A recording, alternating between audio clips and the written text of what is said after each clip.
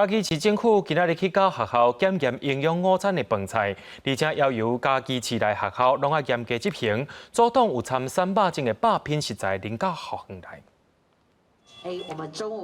中道等的菜车驶入来学校，每一项食材拢要经过检查甲确认。嘉义市政府伫连续假期结束学校上课的第一天，宣布要对市内所有学校的食材做严格的来源管理。就针对于食材营养午餐的这个部分进行整个 SOP 的演练。那么未来也会请各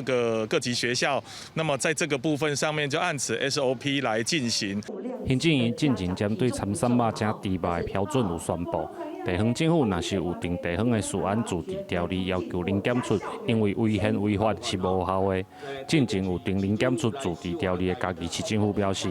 12月31号暗时确实有收到公文，不过因会配合议会进行申请实现的工作。市政府今天第一天上班嘛，然后由相关单位责成市长责成，然后送到议会，议会这边我们也会要求拜托我们议长接到市政府的公文之后，我们马上会具体做后面的一个工作。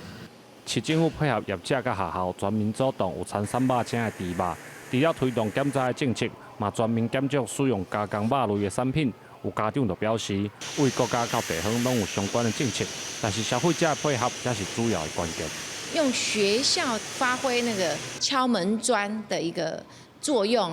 来影响我们的家长，是不是也会？多注重食材的安心。那如果我们的教育是失败的，那我们还是一个贪小便宜的民族的话，我想再好的政策你都没有办法完全执行，绝对挡不住。但我相信，在一个进步的国家，在台湾的部分，大家骂归骂，但我想越骂大家会越谨慎。美国猪肉1月正式开放进口，嘉义市政府甲中央对3肉精的要求到今也是无共调。市府除了继续要求在地业者配合零检出的政策，嘛希望透过学校检查食材制度，让市内学生家长放心。记者林慧婷嘉义报道。